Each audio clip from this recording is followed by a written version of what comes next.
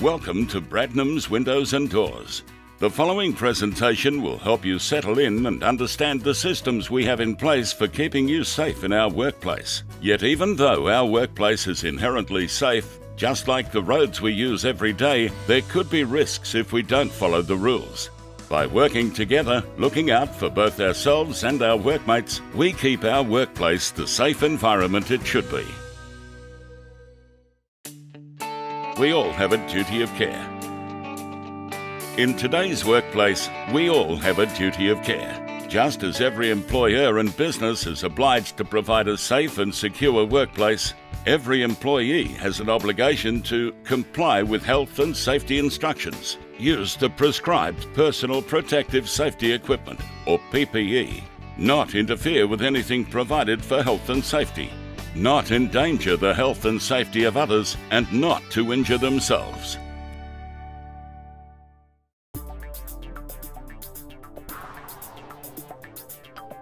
The market demands quality, and this drives every process, every system, every product. From senior management down, everyone has to be and is committed to quality. So we encourage you to always check for quality before starting your part of the process and report any system problems, product problems, or customer complaints. Emergency response. Like all industrial sites, we have an emergency response plan and an emergency response team. Notices listing team members are displayed throughout the buildings. Site evacuation signs are also prominently displayed. They indicate exit routes, emergency equipment, and response information. Please take the time to familiarize yourself with these. Emergency alarm buttons are situated throughout the premises, usually adjacent to emergency exit doors. Once broken, these alarms activate the audible alarm but do not alert the authorities. If you need emergency services, ring 000 for this. The initial sound of the alarm is a warning to prepare for evacuation. The alarm then changes for the second evacuation stage. You may also be directed to evacuate by a warden irrespective of an alarm. At this point, stop work, turn off electrical equipment, make your area safe, and exit the building by the most appropriate route. Walk, never run. Once out of the building, proceed to the emergency assembly point at the front of the building and wait with your section colleagues until advised by a warden on the advice of the chief warden.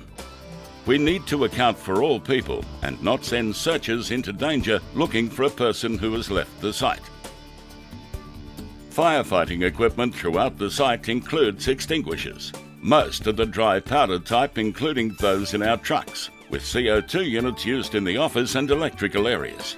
No need to figure out what type to use though, because you can use any of our fire extinguishers on any type of fire. All are regularly tested and operate in the same way. Carry to the fire by the fixed bottom handle. Activate by removing the keeper pin. Squeeze down on the top handle to activate the unit. You can test this with a quick squirt first. From about 2 meters, aim at the base of the fire and squeeze the handle. Direct the extinguisher jet across the base of the fire. Never replace an extinguisher that has been used. Once cracked, it will need recharging or it will deteriorate. Fire hose reels are also situated through the buildings. There are 2 types, those incorporating the tap and nozzle holder and those with separate tap and nozzle holders. For this second type, you must turn on the tap before running out the hose.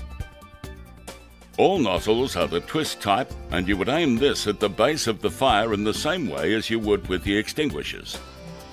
The fire hoses are also checked regularly and must not be used for any other purpose. Any hydrants on our site are only used by the fire authorities.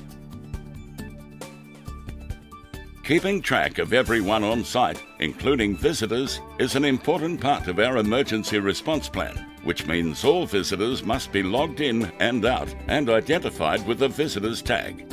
This is done at reception. And if they need to enter the factory, the PPEs kept in reception will need to be worn. They will also need to be accompanied by a staff member while on site. Signage. Throughout our offices and factories, there are a number of different signs. These offer directions, indicate locations, highlight special requirements, and identify hazards. Let's run through these. The speed limit signs indicate the 8 km/h vehicle speed limit on all sites. The no smoking signs reinforce that smoking is not permitted anywhere in the grounds or buildings. On some sites, there is an area set aside for smokers to use in breaks. The no smoking policy not only reflects current community attitudes and legislative requirements, it also eliminates possible ignition points on our premises. The red, black and white danger signs warn of a specific hazard. Blue and white convention signs denote mandatory requirements. You must comply with these directions, and this applies to all staff, visitors and contractors, no matter what their job function or location. Examples of convention signs include safety footwear. Australian Standards Approval footwear with non-fabric uppers must be worn in all factory and transport precincts. For permanent factory staff, this cost is a subsidised item. Eye protection. Australian Standard approved safety glasses must be worn. Lens cleaning stations are situated in the factory. Graduated lenses are permitted in the transport area. Prescription glasses are available to permanent staff. Hearing protection. Must be worn in factory designated areas. Disposable or reusable earplugs are available. And permanent ear muffs, mandatory in some areas, are also available on request.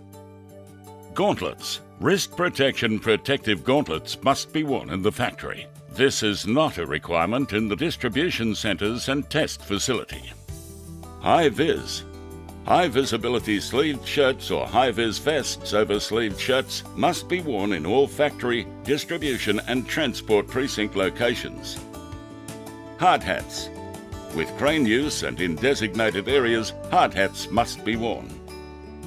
Glove and apron signs may be displayed and refer to specific areas or procedures. These will be highlighted to you if you were to operate in one of these areas. Green and white signs are used to indicate exits and emergency services. Exit signs indicate either an exit or an exit path. The illuminated exit signs used in our offices and newer buildings often include a graphic figure. This figure does not suggest you should run. First aid signs indicate the location of first aid stations. There are stations and accredited first aid officers in each section. Each station also has a list of first aid officers and instructions. Material safety data sheets are located in first aid rooms, main alarm consoles and at strategic factory locations. Stored in distinctive and clearly identifiable binders, these sheets give details and classifications of all chemicals and materials used in our work areas, identifying dangerous, flammable and hazardous materials and what precautions must be taken in their storage and use. Eye wash and emergency showers signs indicate the location of these wash facilities. They are located adjacent to areas where there is specific chemical use, such as the powder coat metal preparation area. The assembly point sign indicates the emergency assembly point we highlighted in the evacuation segment. The red and white fire equipment signs show the location of extinguishers, hoses, alarms and fire blankets. Crane isolation switch signs are also red and white and indicate the location of the switches used to disconnect power to an overhead crane. The yellow and black forklift operating signs alert you to areas forklifts are or could operate in. Activity prohibition signs denote activities that are not allowed. Besides the no smoking one you've already seen, some locations use non-potable and recycled water, which should not be used for drinking or washing. Authorised entry signage highlights areas requiring specific authorisation to enter. A restricted area entry permit is usually required to access these locations. A good example of one of these areas is our metal wash facility on the powder coat line.